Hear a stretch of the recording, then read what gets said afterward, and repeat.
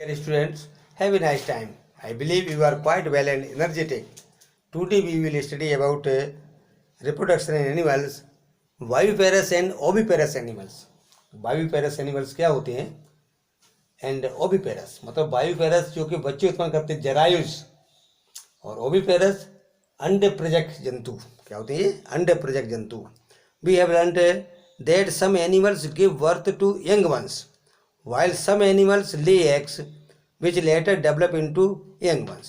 तो देखा आपको कुछ जंतु जो है वो विकसित शिशु को जन्म देते हैं, जब कुछ जंतु अंडे देते हैं जो बाद में शिशु के रूप में विकसित हो जाते हैं. The animals which give birth to young ones are called viviparous. अब देखिए समझिए यहाँ पर वायुपेरस क्या है. जो एनिमल्स बच्चे को जन्म देते हैं उनको वायुपेरस कहते हैं. those animals which lay eggs are called oviparous. तो इसमें जो जंतु जो सीधे ही शिशु को जन्म देते हैं जरायुज कहते हैं जिनको, और जो जंतु अंडे देते हैं उन्हें अंडे प्रजक या ओविपेरस कहते हैं animals. The following activity will help you understand better and differentiate between viviparous and oviparous animals. Viviparous and oviparous animals में देखिए डिफरेंस. देखिए एक्टिविटी है 9.2. देखिए इसमें try to collect eggs of the following organism. Frog, lizard, butterfly और moth. इनके eggs देखेंगे. Hen and crows and और any other birds. Were you able to collect eggs of all them. Make drawing of the eggs that you have collected. तो जो भी जो eggs तुमको आसानी से मिल जाए उसको कलेक्ट कर सकते हैं और उसको मतलब ड्रॉ करें, चित्र भी बना सकते हैं. ठीक. The eggs of a few animals are easy to collect because their mothers lay them outside their bodies. तो कुछ जो जंतुओं के अंडे एकत्र करना सरल है क्योंकि उनकी माँ शरीर के बाहर अंडे देती है. These animals from which you have collected the eggs are example of oviparous animals.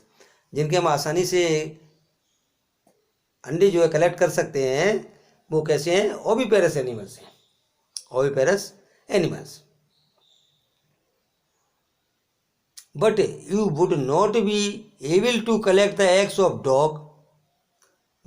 अब डॉग का अंडा, काव, कैट, इनके अंडे जो है वो कलेक्ट नहीं कर सकते क्योंकि ये अंडे नहीं देते हैं. इनके अंडे जो होते हैं वो मदर बॉडी के अंदर ही डेवलप होकर के और बच्चे बन जाते हैं. This is because they do not lay eggs. The mother gives birth to the young ones. These are example of viviparous animals. तो अब समझ में आ गया होगा. जिनके अंडे हम कलेक्ट कर लेते हैं वो ओविपेरस हैं और जिनके अंडे नहीं मिलते हैं वो वायुपेरस हैं, वो बच्चे को जन्म देते हैं. Can you now give some more example of viviparous and oviparous animals. अब जो तुम और भी वायुपेरस और ओविपेरस एनिमल्स के एग्जाम्पल दे सकते हो. वायुपेरस में बच्चे देने वाले, ओविपेरस में अंडे देने वाले, इनके एग्जाम्पल जो है जान सकते हैं. Young ones of adult. अब देखिए यहाँ पर यंग वंस ऑफ 2 adults. अब इसमें जो है शिशु से वयस्क, जो यंग वंस को क्या शिशु बोलेंगे, वो वयस्क बने कैसे? The new individuals which are born और hatched from the eggs continue to grow till they become adult. तो जो न्यू इंडिविजुअल नवजात जन्मे प्राणी अथवा अंडे के प्रोस्पुटन से हैच में क्या होता है? प्रोस्पुटन पुर जाना निकले प्राणी तब तक वृद्धि करते रहते हैं जब तक कि वे वयस्क नहीं हो जाते. इनमें ग्रोथ होती रहती है और वयस्क बनते हैं. In some animals the young ones में look very different from the adult. कुछ एनिमल्स में तो जो उनके यंग वंस होते हैं, शिशु होते हैं, वो अलग होते हैं बिल्कुल. Recall the life cycle of the silkworm. याद करो 7th में पढ़ा तुमने. सिल्क वर्म का लाइफ साइकिल क्या था? एग से क्या? लार्वा. एग से लार्वा और caterpillar, pupa, adult. You studied in class 7th. Frog is another such example. Frog कैसी प्रकार का एक एग्जाम्पल है. Observe the different stage of frog starting from the egg to the adult stage. मेढक में अंडे के प्रारंभ करके वयस्क बनने की विभिन्न अवस्थाएं उनको देखिए।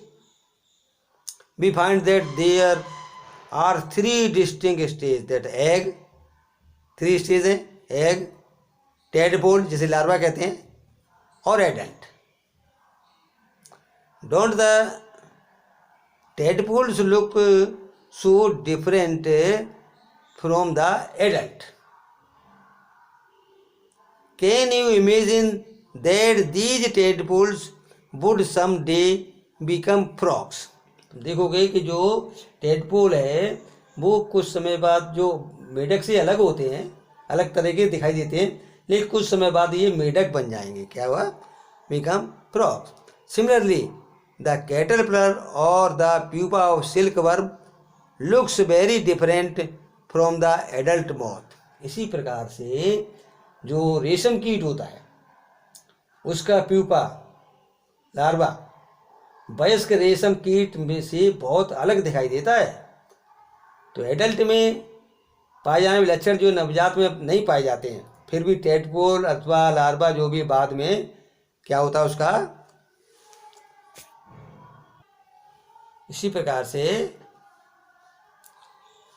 Similarly, the caterpillar or the pupa of silkworm looks very different from the adult moth. इनमें जो डिफरेंट फीचर्स होते हैं that are present in the adult are not found in these young ones.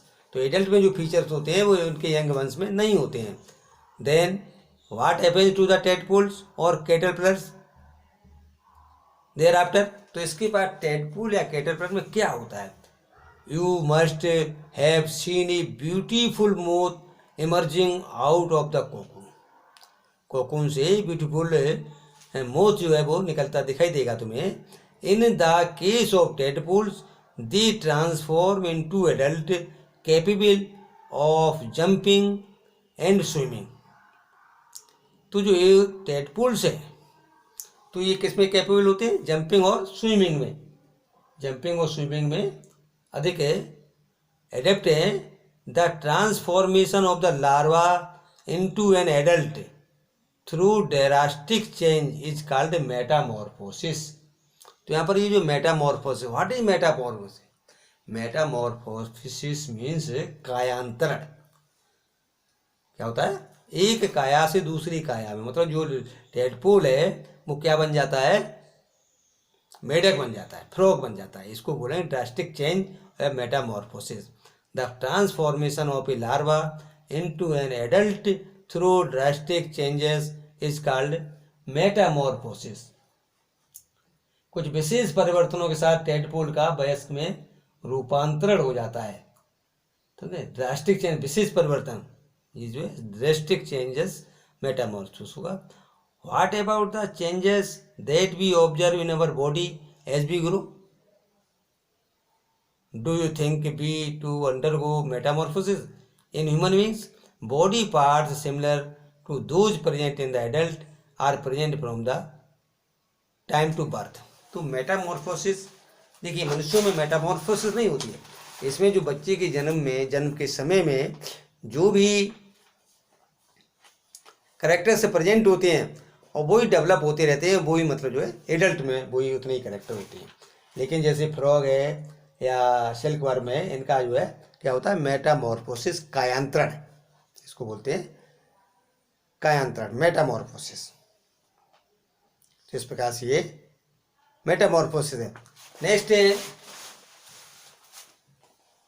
Asexual reproduction. Next है asexual reproduction. So far we have learnt about reproduction in some familiar animals. What about very small animals like hydra and microscopic organisms like amoeba? Do you know how they reproduce? Let us find out. अब देखिए ये जो जैसे frog है, frog में जो है वो सेक्सुअल रिप्रोडक्शन था और इसमें मेटामॉर्फोसिस भी होती है। जैसे कि फ्रॉग है, फ्रॉग में दिखाया गया है एडल्ट है ये, और इसमें देखिए ये फ्रॉग से फिर ये टेडपोल में इसके यहाँ पर ये एग हैं, क्या है एग, और एग जो अर्ली टेडपोल में कन्वर्ट हो गए, उसके बाद में ये लेट टेडपोल, ये मैच्योर्ड टेडपोल हो गया, और यही फिर बाद में यहाँ पर जो है क्या होगा, मेटामॉर्फोसिस होगा और एडल्ट फ्रॉग में बन जाएगा। देखिए डिफरेंट है इसमें और ये डिफरेंट है। तो फ्रॉग में सेक्सुअल रिप्रोडक्शन है, लेकिन हम बात करेंगे कि जैसे अमीबा है, पैरामीशियम है, या और बहुत सी छोटी मतलब जो है ये माइक्रो ऑर्गेनिज्म है, इनमें किस प्रकार का रिप्रोडक्शन होता है। So that is a asexual reproduction. क्या ऐसा है? तो अब ये जो है जैसे कि अमीबा, पैरामीशियम, इनमें जो एसेक्सुअल रिप्रोडक्शन होता है, इसी में बाइनरी फिशन है, वर्डिंग है, ये एसेक्सुअल रिप्रोडक्शन में आएगा। देखिए यहाँ पर एक्टिविटी 9.3 है, get permanent slide of hydra, observe them using hand lens और microscope, look out for any bulges from the parent body, count the number of bulges that you see in different slides, also note the size of vultures, draw the diagram of hydra as you see it, compare with figure। इसमें देखिए hydra है, hydra में ये tentacles होते हैं और इसकी body है, और यहाँ से ये थोड़ा आउटग्रोथ है, वल्जर्स है, यही बड कहलाती है। इसे क्या कहते हैं?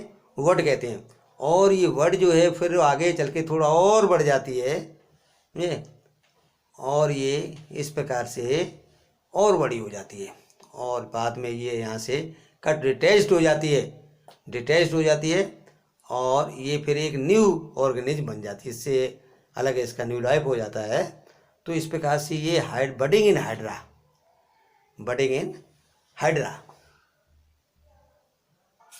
Understand. In each hydra there may be one or more vultures।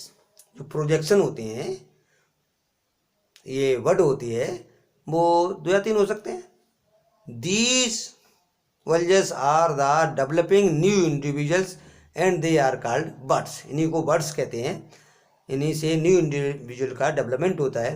Recall the presence of birds in east में ही बर्ड्स होती है।